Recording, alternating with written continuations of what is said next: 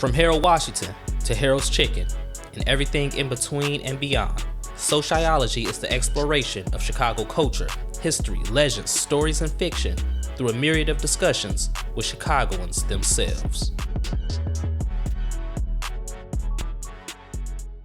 What's up, everybody? Welcome back to another episode of SoCHiology. Now, as of this recording, Lori Lightfoot is currently the mayor of Chicago, but it was Harold Washington that made history as the first black mayor of the city when he was elected in April 1983, becoming Chicago's 51st mayor.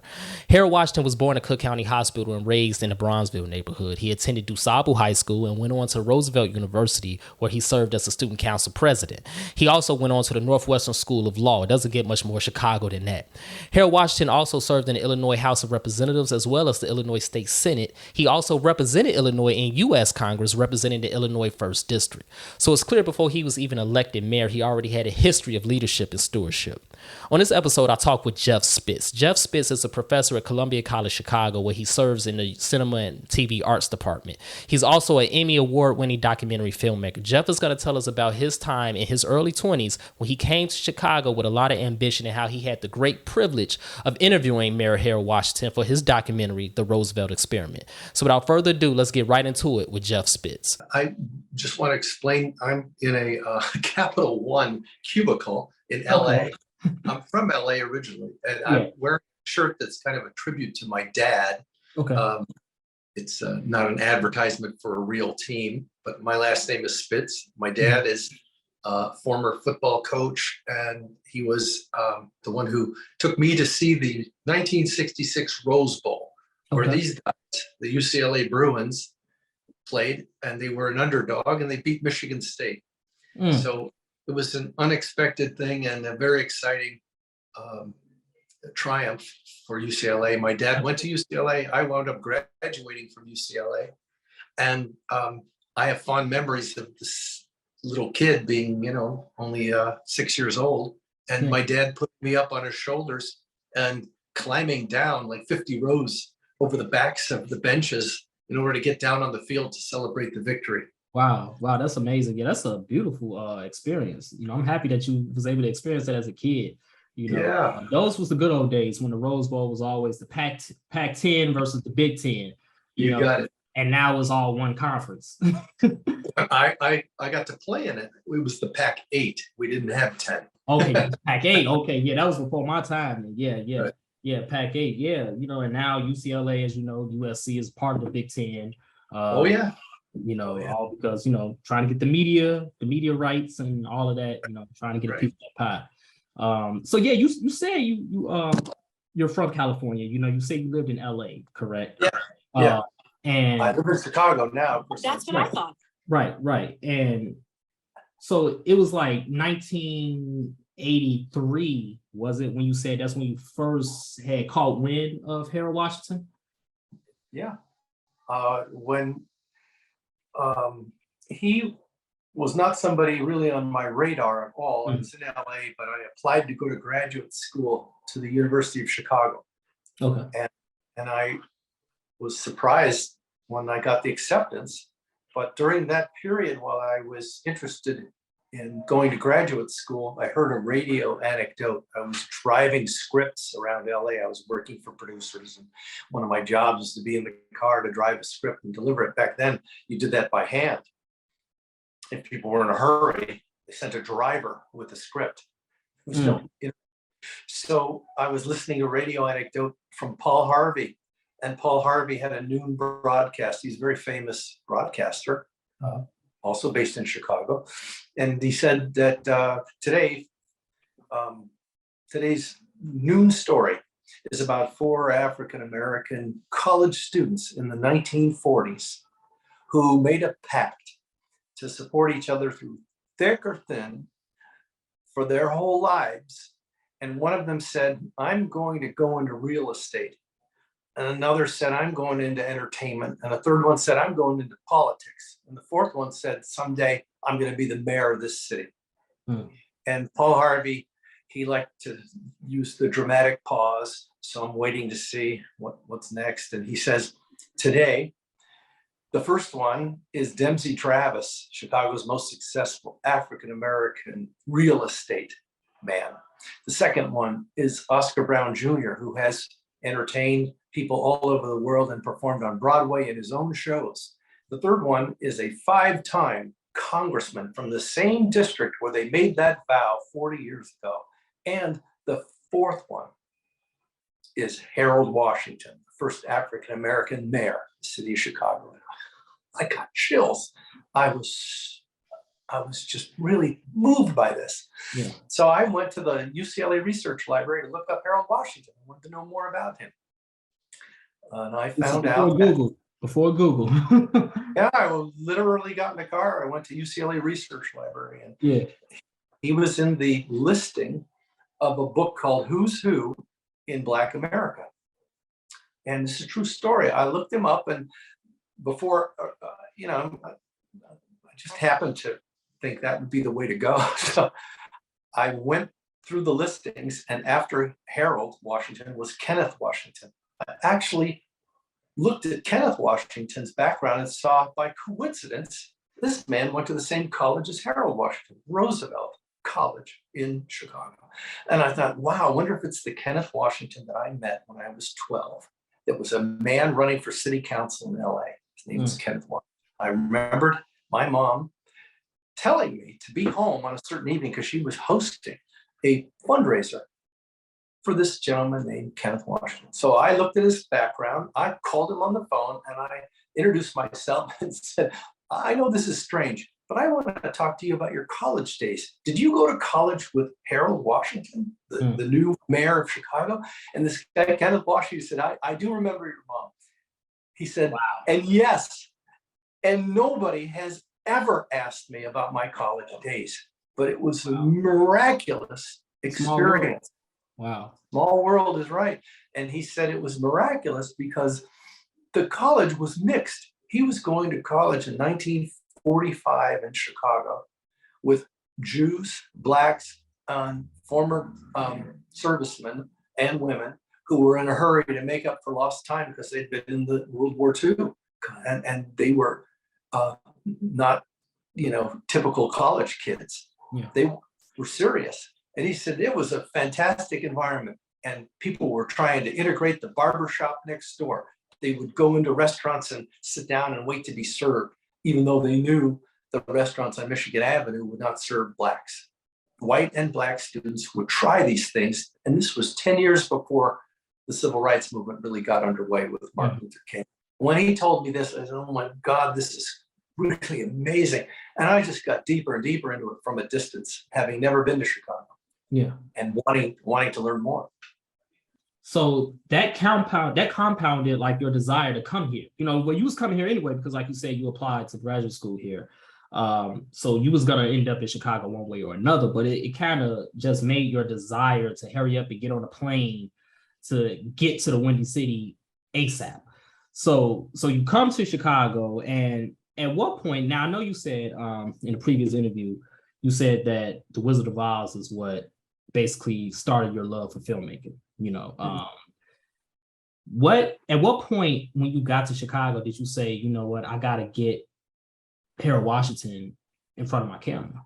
Was it like already an idea before you got here, or did it, come to that after the fact? Walk us through that part.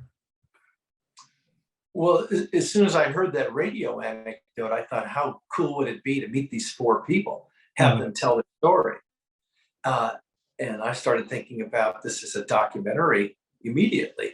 I was working for a producer and in Hollywood, and I actually told him what I was doing and wanted his opinion. And he said, let me tell you where this country is at right now. This is 1983. Ronald Reagan is our president. White people all over this country are getting in their cars in the morning and driving from their safe suburban communities into a downtown, rolling up their windows, locking the doors, and not even looking at what they're driving past.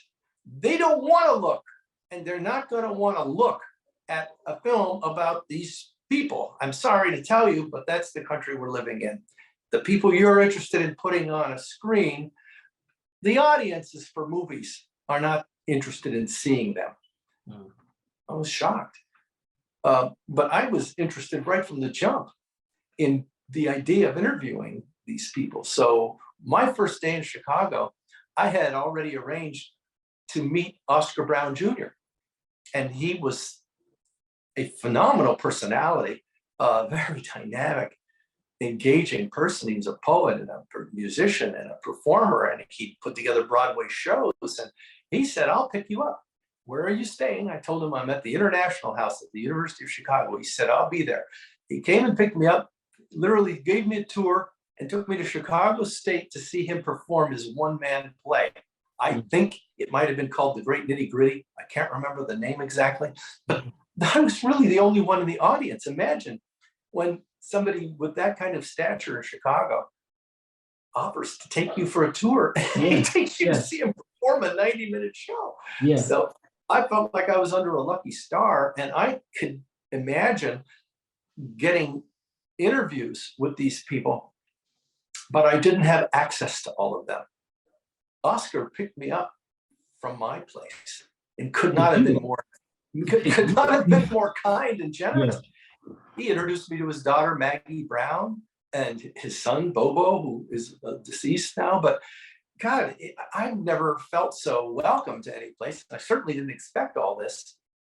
I thought I'm in the right place and this is the right time. And I have a theme about racial harmony in a city known for being the most segregated big city in America. Oscar confirmed what Kenneth Washington had said. It was a miraculous place. It was unlike anywhere else because the city was rigidly segregated.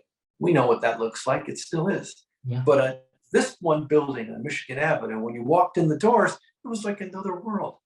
But then at the end of the day, when you walked back out in the city, you did realize that you were in this America that didn't agree with everything that was going on in that building. And they recognized the contradiction. Most of them, the guys, had served in World War II, and they weren't going to tolerate being treated as second-class citizens after they fought against, Germany and the idea of a master race. These people actually put their lives on the line for democracy and equal opportunity. And I thought, I don't know anybody like that. They fought. Harold was a World War II soldier and a boxer. And I didn't get to him right away. It took me almost a year in graduate school figuring out how I could meet people and eventually get an introduction to the mayor. I went to a couple of his neighborhood forums and watched him. And the first time I saw him open the door and walk through and greet people, I realized no Hollywood screenwriter could invent anybody nearly as charismatic and electrifying and down to earth at the same time and real, centered, authentic as this man. And I thought, I've got to be able to get an interview with him some way, somehow. So that was really the challenge. How do you get into City Hall? How do you interview the mayor when nobody knows you? You don't have any credits or credentials. And I was very fortunate. I got good advice. I also took an internship downtown with the Chicago Reporter, which was a monthly journal on race and urban issues. And I met a lot of people, and they all encouraged me. They were all really supportive, even though I didn't have any credits. I hadn't made a film before. They said, "This is a great idea."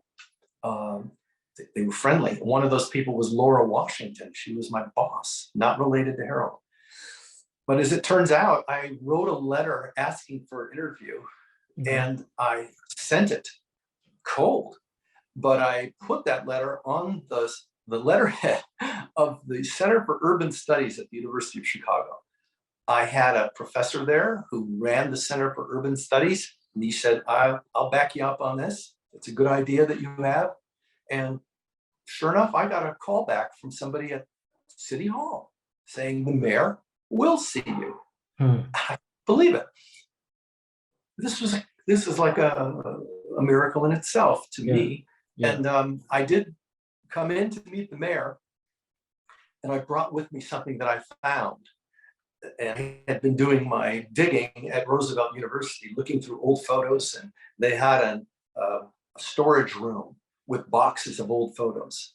And there were interesting people who rallied around Roosevelt back in the day, including Jackie Robinson, including Ralph Bunche, Marian Anderson, Pearl Buck, Albert Einstein. They got him to endorse the new project. And of course, Eleanor Roosevelt, FDR's widow. So they had a who's who of advisors supporting the idea of a college without a color line. Yeah. Most colleges did have quotas. And I don't have to tell you about discrimination in higher education, right? So I was very fortunate. When I went looking for things, I found a gold mine. And one of the most glittering gold mine strikes of all time for me was a life changer. I found a 16 millimeter film that was at Roosevelt, and it showed students in the 1940s. And as I'm watching it, I also have still photos from the same place at that time. And there in the 16 millimeter footage is Harold Washington leading a student council meeting. So this is meant to be. Like it keeps like it goes. I transferred that 16 millimeter footage onto a different format so I could show it to the mayor. I knew that if I got an interview with the mayor, talking wasn't going to be the thing that puts everything over for me and makes the process smooth. I'm talking about making a film. I have to show some film. I had a nugget here. It was a gold nugget. And when I pulled it out and told the mayor, you have to see this so you can understand what I'm doing, he looked at it and he smiled, that big Cheshire cat grin, and laughed and told everybody to come into the office. They got to see it. Well, they came in, his secretary, his press agent or officer, and they smiled, and Harold just loved every second of it. And they said, wow, you were handsome. He said, yes, indeed. And he was a trim, handsome, athletic guy on film. Yeah. I also had still photos. So I knew I had the makings of a good documentary. And now the mayor was on board. And he was so enthusiastic, he introduced me to other people. So I was running around Chicago physically on buses and trains, meeting people and telling them I'm trying to make a film about your college days at Roosevelt. I want to be able to interview you and then bring images forward, photos and film. And I would show people this footage that I had of college students at Roosevelt in the 1940s. And it was just so charming. It was so innocent, and no one had ever seen it. I mean, back in the day, there was no video.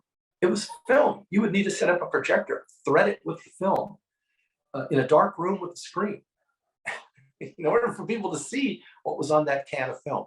When I saw it, I just realized this is a documentary. This is great material. That archive is gold. And with that, I was able to put together a funding proposal, raise money, and get on board with Mayor.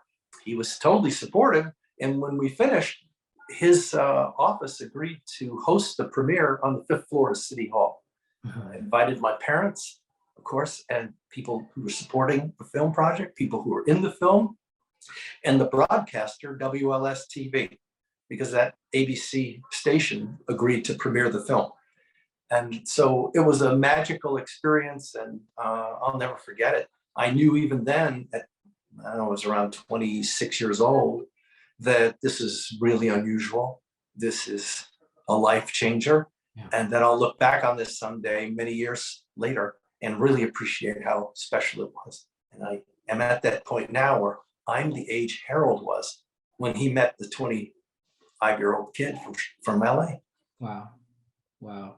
You know, as a filmmaker, as a documentary filmmaker specifically, you know, chasing down people or trying to track down people to get interviews, to get that content that you know will just make your film more solid than what it already is. Like, can you explain the feeling that you had when you got word that Mayor Harold Washington of the 3rd largest city in the country, probably at that time the 2nd largest city in the country, said, yes, I will receive him, I will see him. You know, it's like this. It's kind of like you manifested it from the jump when you heard that radio show mention him. You know, how did it feel to go from idea to tangible proof that it's coming together? Like, what did that feel like for you as a 26-year-old filmmaker in a new city? Well, it was exhilarating to know that the mayor's people saw value and meaning in what I was doing and encouraged me like others. They felt the same way that it seemed like everybody I met was expressing. This is needed. This is timely. This is now. And I was feeling the same way. That's why I wanted to do it. I was sickened by the sight of the racist election in 1983, and I wasn't even in Chicago. I saw a little bit of it on TV. And as I researched Harold from afar, I saw more of it. And I thought, this is disgusting. This is like Selma, Alabama in the 60s. And it dawned on me that I was too young to be part of a civil rights movement. But here's my opportunity to share in a new experience with people who believe in the same ideals and now are putting them into action in this huge city. And they're seeing that this film that I want to make is part of that. It can help bring people together, not drive them apart. And I felt incredibly validated. I felt exhilarated and scared because now I'm going to have to actually do it. Yeah, it's no turning back. What I mean? And I didn't have the money. I didn't have the skills. I didn't have the equipment. I was not a trained filmmaker. I was a guy with background in production, insofar as working on Hollywood productions and even TV programs in LA. But you know, when you come from the factory town, people assume you must know everything and be great at this stuff. The reality is you're a factory worker. In LA, I was like putting a bolt onto a nut. I was a guy driving scripts around, or I was observing people making films. Mm-hmm. And that's a very slow, tedious process that I couldn't stand. I needed to try a different way because in LA, the hurry up and wait aspect of filmmaking, the Hollywood model, the tradition, is extremely tedious. I knew that wasn't for me. So it was very exciting for me to be able to move faster in Chicago and have people validate an idea that I had and want to participate in it.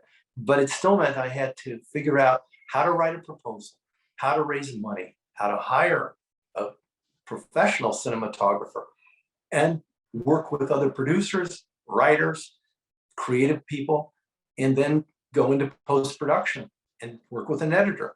And there's a lot of aspects to filmmaking that people don't see. They just look at the film and assume, oh, this guy made it.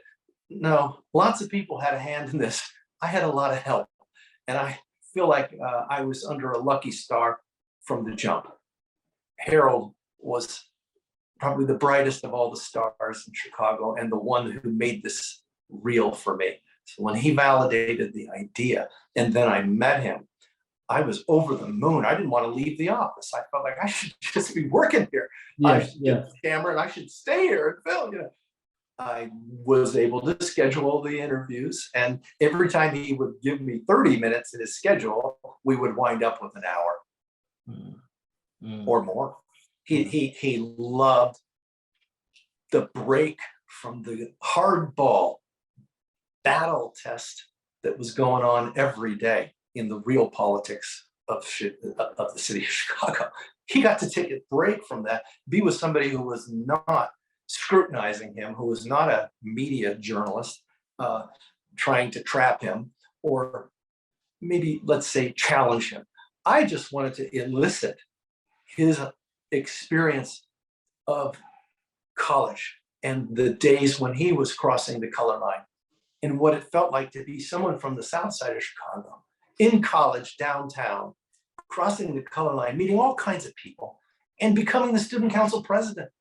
He loved it. He would lean back and regale me with this time in his life. And you can see it in the film. He really enjoyed talking about that. Now, he's not the only person in the film. I interviewed a lot of his classmates. And he's not the subject of the film, but he's the reason that I made it. Yeah. He's the reason that all of us wanted to be on record saying we believe in democracy, we believe in fairness, we believe in people getting an equal opportunity, we believe Chicago could be better.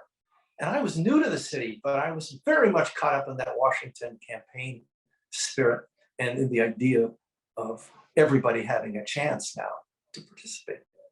Yeah. Yeah.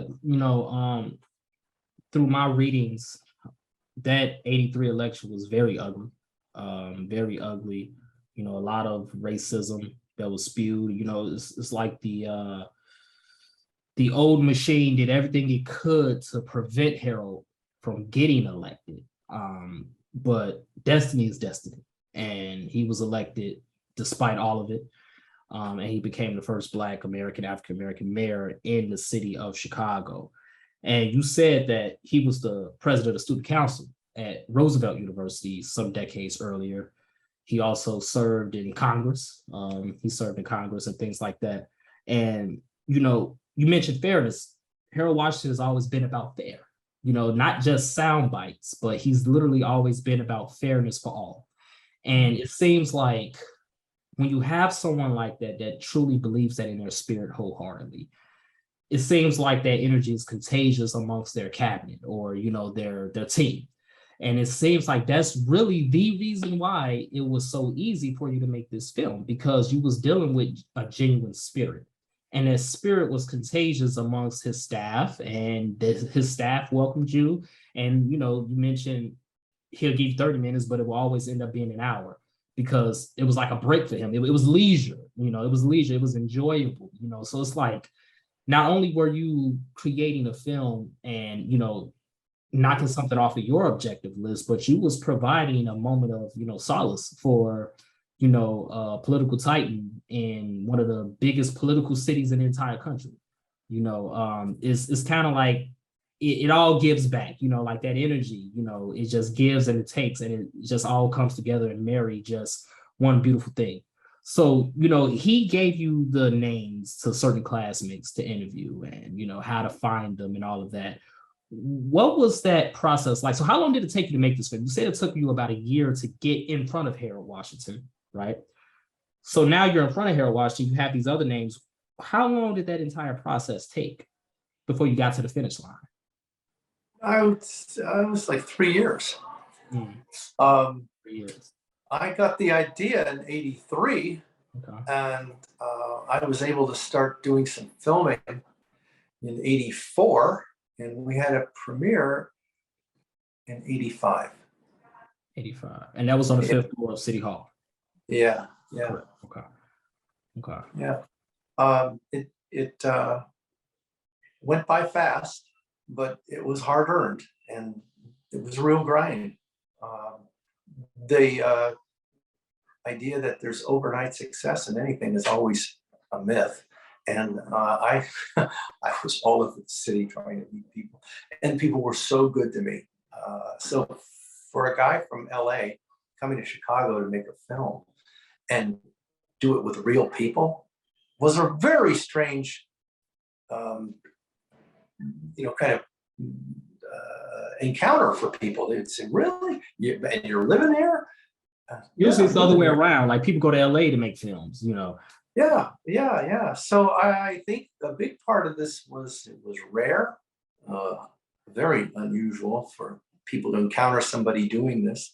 And it was interesting, good conversation starter everywhere I went.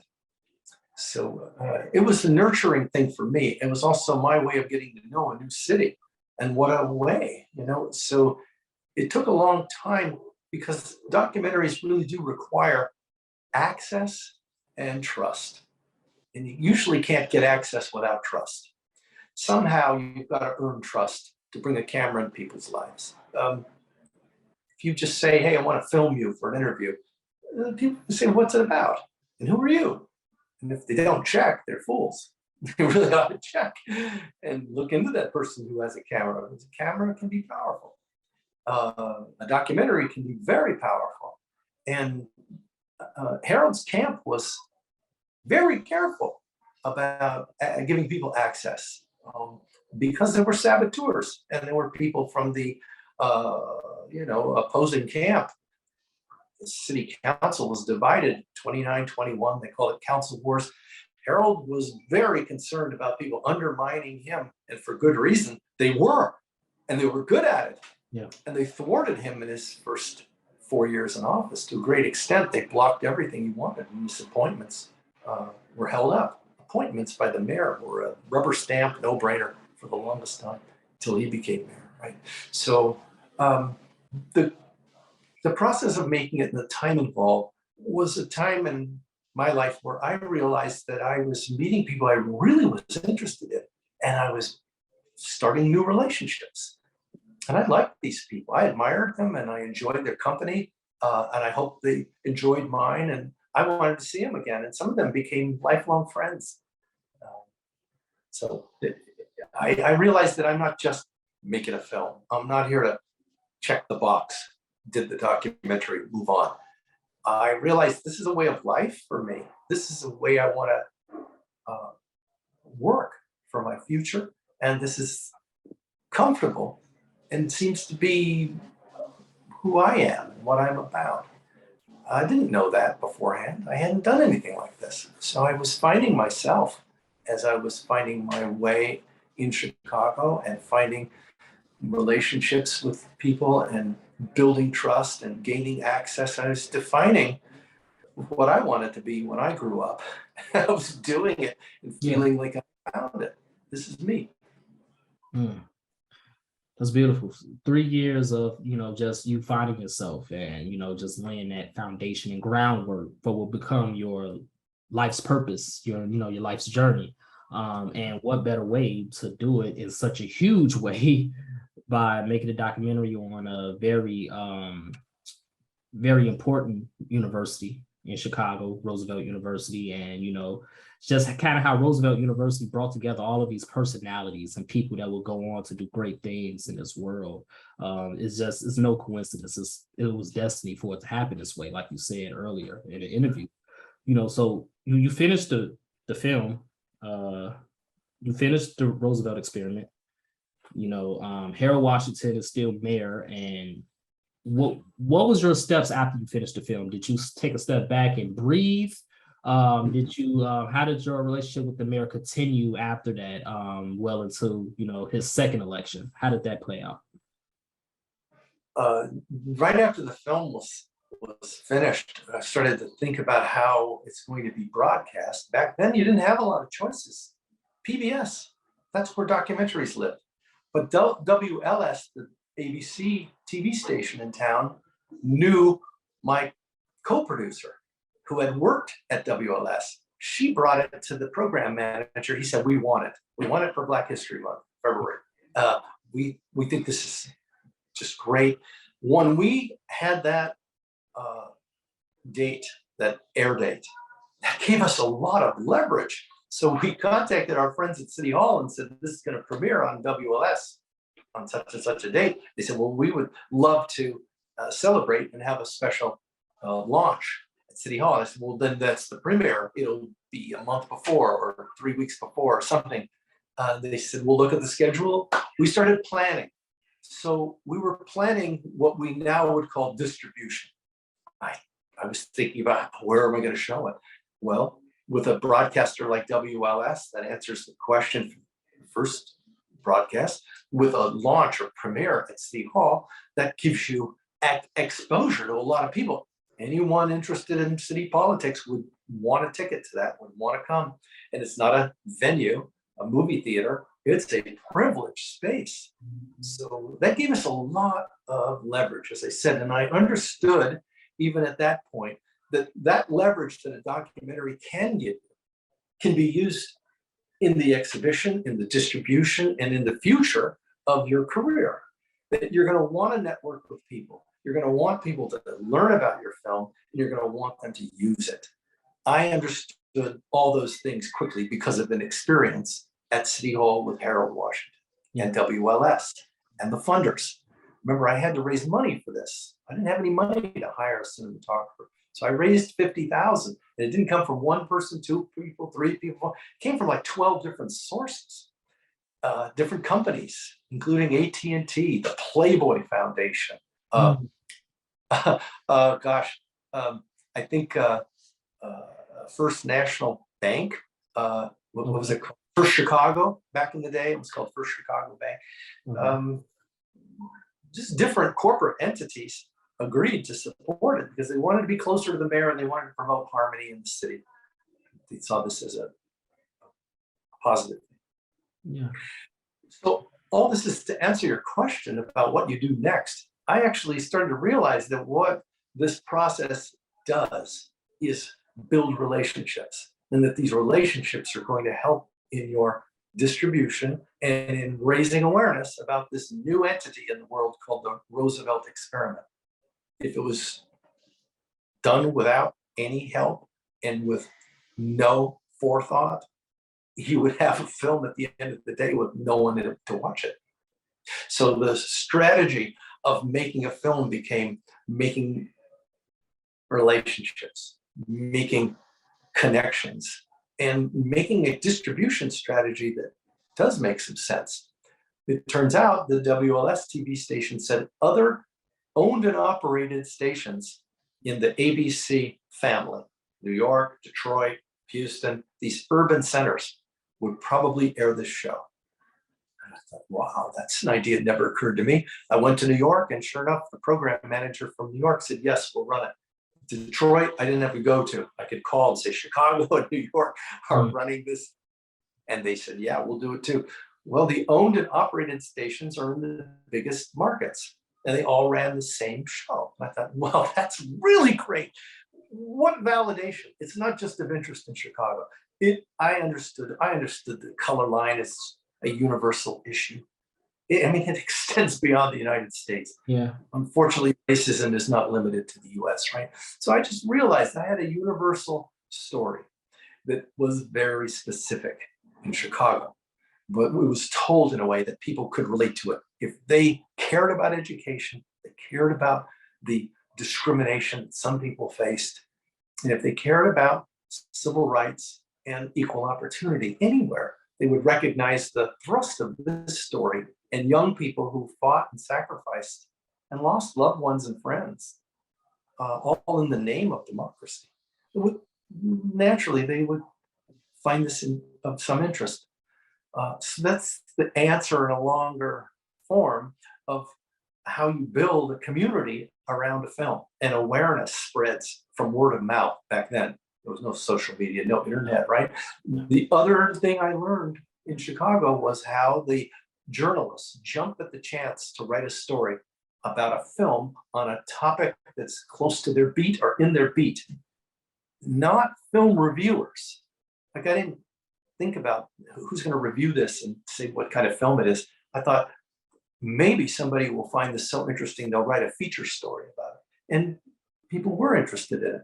So I started to learn a lot about marketing and the distribution side.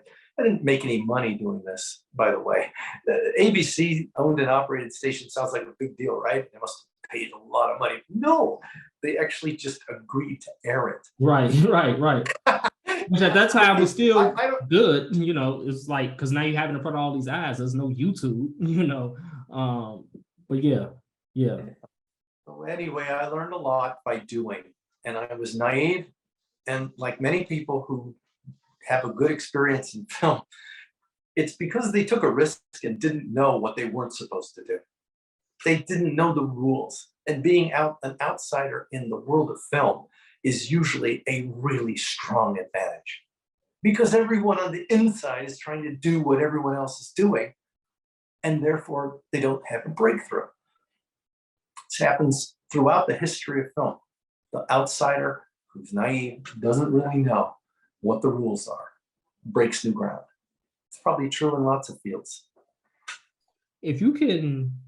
If the professor Jeff Spitz, as he is right now that I'm talking to, can send a memo to the 26-year-old Jeff Spitz that's making this film, what advice would you give him as he's, filming Mayor Harold Washington and, doing the research on Roosevelt University and talking to Mayor Harold Washington's peers and things of that nature? Well, the memo would say you're on the right track. Just keep strong, keep going, and stay close to your heart. Those are things that worked then I still teach and share that same advice with students. On a maybe practical level, I would say keep working with influential, smarter people who are older than you, who can help you build a variety of programs based on the theme that you're doing.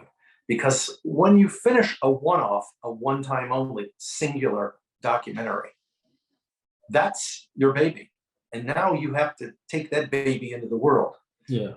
It's actually smarter to understand that you're in a continuum. If I could give that advice to myself at 26, of course, it's easy to give that advice now because we have internet, we have webisodes, we have web series, we have streaming, we have the cliffhanger strategy and storytelling that's so easy to utilize. You could do it in a series of 1-minute pieces, or a series of 3-minute pieces, or a series of 10-minute pieces. You pick the length. You get to upload, and you get to decide how you want to distribute things in the world. And you can build community around any project of any size now. So looking backwards with this hindsight that I have as someone in it for 35 years, just say, don't think you're making a one-off. You're making a difference, and you're making a decision for a career, and it could last 40 years. Think about the theme that you're working in and make more that theme. So that would be my advice, because once we finished, I had a baby basically, and now I had to care for it. Now my focus was totally on that. People said, what are you going to do next? I'm thinking, do next? I'm really still working on this thing. What am I going to do with this baby? That was really hard because I wanted to think forward as well. And people were always asking, what's your new project? What's your next project? I have learned over time that you have to have you have to have a lot of balls in the air. Got to be juggling projects. You can't just have one. So, as we all know, tragically, Mary Hale Washington passed away in 1987. And where were you when you received the news of his passing? I was on Ashland Avenue, about 2 blocks north of Lake Street, when I heard the news, and I ran to get on the train to come downtown. I couldn't believe it. This was right around Thanksgiving. It was a dark and ugly gray day in Chicago, and I was in shock, total disbelief. And of course, I wound up actually getting to the hospital and seeing a lot of people already there, people I knew. And all of us looked like we were in shock. I saw the ambulance. I got there fast. So I didn't have any press credentials, but I walked in and I was in the room when the doctors came out and announced that he was dead. And I fucking couldn't believe it. I'm sorry to curse, but I was just completely devastated. Yeah. It was the saddest day. God, I had an angel in Chicago, and no one ever would describe him that way. But he was my guardian angel. And although I didn't spend time with him socially, every time I got to be with this person was magic. He was so grateful, so funny, sharp, insightful, inspiring, that it was radiant. And I wanted to be in that light. I wanted to stay around Harold. Who wouldn't? So many people were attracted to him, including a young guy named Barack Obama, who came to Chicago to be in the city where Harold Washington became mayor. Barack Obama has written about this and said that he wanted to be in that place. That energy was powerful, man. And now you can see with hindsight that it opened pathways for people. It transcended politics. Oprah came to Chicago. Who was she? Nobody knew. She blew up in Chicago. And part of it was that energy of anything's possible here. And that now there's an opening in this town. People were very excited about mixing and finding each other and common ground. And you would see that in City Hall. So to find out that all this energy around Harold and all of this magnetism that we had all felt and this idealism that just died was brutal. That's intense. You know, I remember my grandmother lived in Bronzeville when I was growing up. And in her apartment, on one wall, she had a picture of John F. Kennedy on one wall. And on the other wall was a picture of Harold Washington. Now, at the time, I'm a little boy. I didn't know who Harold Washington was. I thought he was president.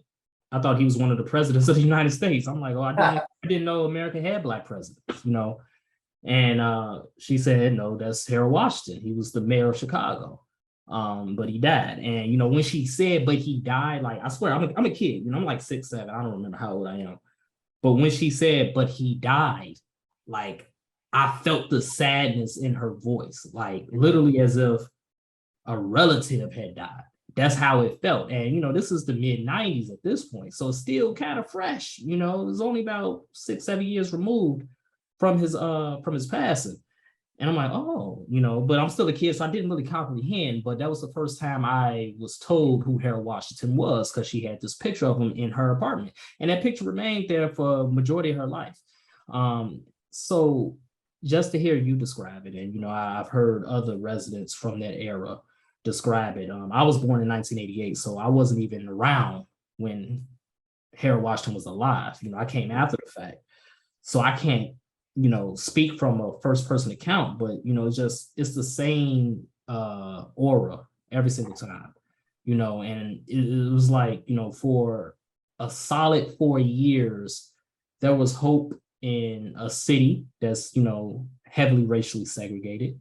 And it, like you said, that energy, you know, who's to say if Mayor Harold Washington continued to live past 87, what could have been, right? You know, what could have been? Everything is hypothetical, but what could have been? Like, how big could that hope have spread across the country, you know? Well, I speculated on it myself, and I think we got the answer in the form of a legacy. I really think that energy was captured and channeled by a young African-American law student who decided to come to Chicago and try to be a community organizer. I think he was looking for his authentic self, and he found Michelle. And I think that validated who he wanted to be. But he was drawn here by Harold Washington. And Barack Obama is a direct legacy of that spirit of Harold. That's where the energy went. And you can see that this is a genuine human being. Barack Obama, like Harold, has this authentic human quality, and it's humbleness at the core. It's not arrogance, it's not ego. It's a humble heart that loves people. And for all their faults, these weren't perfect people. I don't agree with everything Harold did. I can tell you about things I don't agree with. Same with Barack. I'm not uncritical of these two, but I recognize the humanity in that and the extension of that they provide to every other human being they encounter. They're just understanding that an open hand is important in relationships. A closed fist is not very inviting. And Harold said to me something I've never forgotten. I did ask him who his role model was, who inspired him. I thought it would be some big name from the past. He said, my dad. And he said, my dad always kept an open door. Our house was open to people. We welcomed people with open arms. My dad embraced all kinds of interesting people. So as a young man, I got to look up to somebody who opened the door for lots of people. And I just wanted to be like my dad. It's really touching. I was expecting him to say Gandhi or some big name. Yeah. Jesus. No, it was his dad, Roy Washington. I've never forgotten it. It was very touching. I'm here in LA, by the way, visiting my dad, who's in hospice now, and wanting to be with my dad. So some of these things have come full circle for me. I remember being in LA telling my dad, gosh, in 1983, I'm going to go to Chicago. I think I can do this.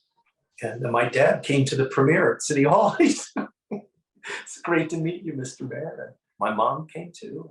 And, a real miracle. And it was a life-changing experience for me. And I try to translate that and channel this over the years into next generation filmmakers. Encourage them. Don't just make a film. Everyone's making films, you know. Make a difference. Think about your film as your way of making a difference. Yeah. Maybe the difference will help you define what should be in your film. Maybe the difference you want at the end of the day will help you create a spirit and energy for the whole film enterprise. It isn't just shoot something and edit it and stick it up. It certainly isn't just make something and hit the send button into YouTube. I didn't grow up with that. So real people and real space was the reason for trying my hand at film. I wanted to meet people, and I knew that the camera was a bridge. I didn't think of it as a tool for anything other than meeting people and telling stories. So I had been in Hollywood and I had seen the highest level of commercial success and production up close. And I didn't see people with any sense of purpose. For the most part, I saw people who were extremely wealthy and very good at what they did and really confident that they could do it again and again and again. But purpose? Yeah, that might be something they did on the side. Like, oh, I'll donate money to a good cause, or I'll provide some creative service in support of a good cause. Yeah. But that was always to the side. They were professionals, and to their credit, they were the top.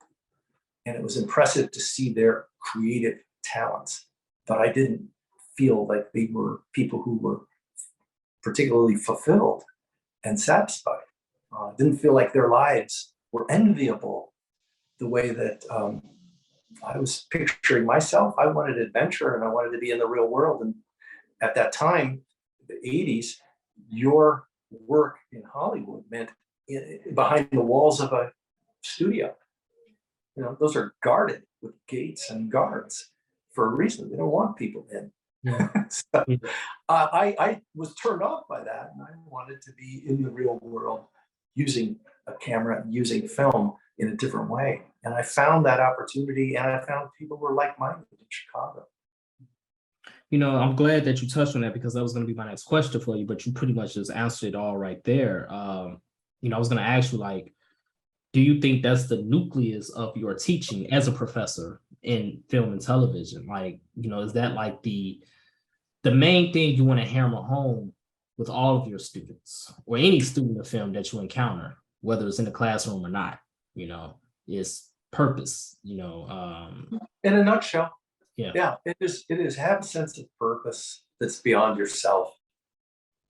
You know, a lot of people have found that meaning in life for themselves comes when they serve others in some way, shape, or form. You really get to know yourself when you make some kind of a sacrifice for other people. And documentary is not the direction to go if you want to make money, but it is the direction to go if you want to make a difference, or if you want to engage with real people and real substance, not fluff. And I recognized that because I had been in the world of fluff. I'd been in the world of glitter. I'd been in the world of fast bucks and that casino mentality, change. I'm visiting here now, and of course that mentality is alive and well, and it's really just the marketplace. It's the hardcore marketplace for commercial film. And I grew up in this, and my grandfather was a producer, and never saw him. He was too busy. My dad said, when I asked him, what did you want to be when you grew up? He said, I wanted to be a dad. I said, what? What did you want to do? He said, I wanted to have a great family. said, are you kidding? But what did you want to do? He said, well, I wanted to do some acting. I tried it. I did it. Then I went into business. I thought I would be a coach. Thought I wanted to be a coach. I did some coaching, but I decided I really wanted to have a good family, and I wanted to use business in creative ways and have a good life and be your dad. It was really humbling and very, very touching. And he's a great dad. He's the all world, all everything goat dad. Mm-hmm. I know what that looks like. I know how that feels. And so, I just share with students, you don't have to be the grandiose visionary of a new world. You can be a good person, and you can make really good films, and you can also tell stories that are close to your heart and work with people who are kindred spirits and find that teamwork with people you really care about on topics that you all care about is incredibly gratifying. Maybe less money in it, but you could wear more than one hat nowadays. And I always remind people, just keep trying to work close to your heart. That's the guidepost for your future and for a fulfilling, satisfying, worthwhile life. And that can change. Your heart can change. Know your heart, work close to it. It's the advice I give most students. That's beautiful. Harold Washington's hero was his dad. Your hero is your dad. That's a beautiful thing to hear, and I'm grateful that you two were able to meet and create something for other creatives like myself. I'm a creative professional. I'm a filmmaker. I'm a storyteller. I'm an author. I'm a novelist, a podcaster, all of that, anything creative. But it's just a blessing that you was able to do what you did in 1980, in the mid 1980s, to capture these gold mines of wisdom from Harold Washington and from his classmates at Roosevelt University to basically encourage us and inspire us for generations to come. So on behalf of everybody, your students, everybody, even if they don't tell you, I'm sure we all say the same thing. Thank you for your service in this industry and telling your stories that's close to your heart with a purpose. Thank you. Yes. And my prayers are with you and your family during this time. Prayers of comfort for you.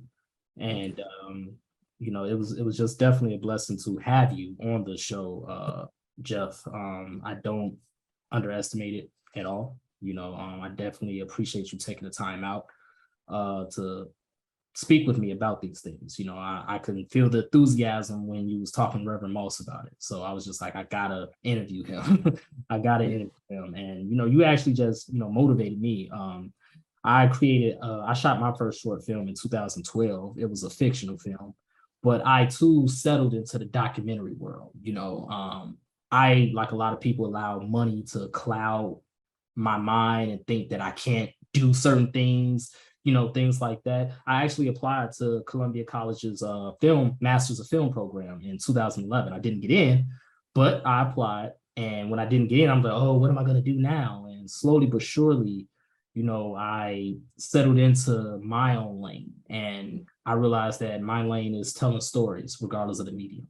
And I remember you asked if I was gonna probably make this into something bigger, and the possibilities are endless with what I'm doing with SoCHiology, and I've definitely been playing around with the ideas, and now things are a lot easier as opposed to 1983 when it comes to making content. But like you said, what's missing is the purpose. And I think that's one reason why I went so long without making anything, because I forgot my purpose, but I'm remembering my purpose now, and I'm grateful for that. So I don't take these moments for granted. I just want to put that on record and let you know that.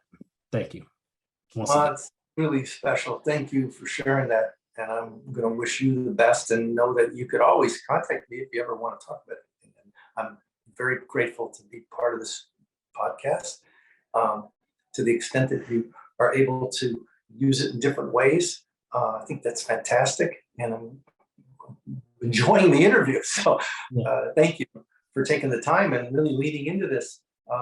It is a really rich subject, and Harold had many people close to him And over the years, some of the same stories have been told over and over again, because that's sort of the nature of public figures and stories about public figures. I think I was very lucky to find the man underneath the public figure and going back into his youth. That was just unique. The hothouse, rough and tumble politics of Chicago doesn't allow that kind of luxury. And frankly, the journalists aren't that interested in what happened 40 years before. They're focused on now and breaking stories, breaking news, right? So I think it's very important that people have a chance to revisit this unique chapter. So I'm glad we're getting it out there. And it's so cool that you're, in the next generation and using all the media tools to help tell stories that are close to your heart that matter. Let's keep it going. That's the change. Yes, sir. Absolutely. One last thing, the Doc Talk Show. Tell me more about it. I saw it and I see that you've been doing it for some time. I see Rapper Moss's film is on there. Tell us more about Doc Talk Show real quick. Sure. There's a website where you can actually see the recap videos from several shows. The Doc Talk Show is a monthly showcase of nonfiction storytellers that focuses on their motivation, who they are, why they're making the films they make. We show clips. We do it with dinner and drinks in a social environment so that people can actually network and get to know one another, share a good time, have a drink, rub elbows, break bread. It's meant to be that community that is so hard to find in Chicago. And it was motivated by the 2016 election, which was so divisive, polarizing, painful, sad, depressing. And I thought, I want to be in a room with people who care about the same kind of truths that have driven me to this point, that point in my life being 2016. And I thought, I want to be around documentary filmmakers. They care, they do the digging. I was very dismayed, like everybody, by the idea of a presidential tweet, by the idea of alternative facts, by the idea of hate speech becoming routine in politics. And the racism that I was seeing from the top after 8 years of Barack Obama was just completely unacceptable. And I wanted to be in a room again with people who are like-minded, who care about truth and decency and democracy. Documentary was the way forward. And we started meeting on a monthly basis and showcasing new work and work that, of course, was very close to the hearts of these interesting people in Chicago.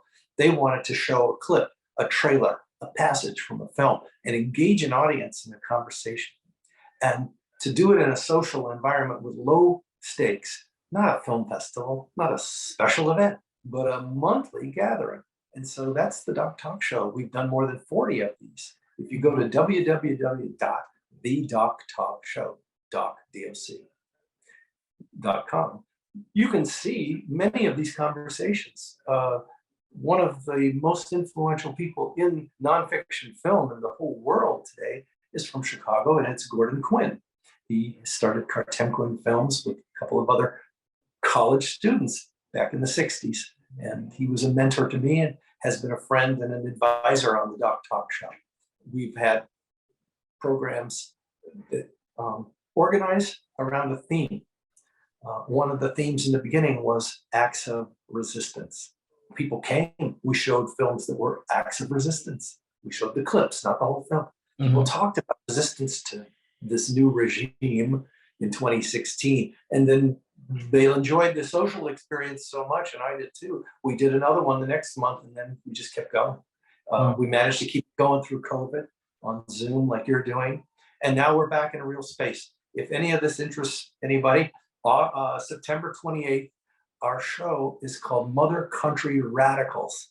And it's a story by a young man who says in the 1960s, early 70s, the most wanted woman in America by the FBI was Angela Davis. But Angela Davis was replaced, and the person who became the most wanted woman in America by the FBI was my mom, Bernadine Dorn. And so it's a story put together, a 10-hour podcast with a fantastic film trailer to launch it. And it's become one of the most popular podcasts. It won the award for the best new audio story at the Tribeca Film Festival. And I'm promoting that because the podcast host, the writer, and the participant in this, Zaid Ayers Dorn, will be coming to talk about his process on September 28th at Uncommon Ground in Edgewater. It's 1401 West Devon. People can find the ticket link to this on the Instagram profile page, and that's the Doc hashtag, the Doc Talk Show. So you can see lots of posting about this particular episode. It'll be September 28th, and you can also see previous postings for previous shows. And at the website, there's a whole inventory and show gallery. So you can just look through it, find things that might be interesting to you. Click on it, you'll see the names of the filmmakers who presented. You'll see a recap video. So it's I guess you'd call it a gallery of passionate people telling really significant stories very well. And we are interested in what motivates these kinds of people in Chicago to make these sacrifices, to tell these stories. And they're conversations and pretty informal. I think you in particular would find these interesting. In our most recent show, we had Kevin, gosh, why am I blanking? We had 4 filmmakers with Gordon Quinn. And you can see that if you go to the hashtag, the Doc Talk Show. It's been really interesting to meet people this way, and we've featured more than 240 nonfiction filmmakers so far. Wow. The link to Jeff Spitz's documentary, The Roosevelt Experiment, can be found in the description bio of this episode, as well as the link to the Doc Talk Show, which is his monthly showcase of documentary nonfiction filmmakers. I also ask that everybody listening and viewing this episode keeps Jeff Spitz family, Team Spitz as they're called, in your prayers, and send them prayers and love of comfort.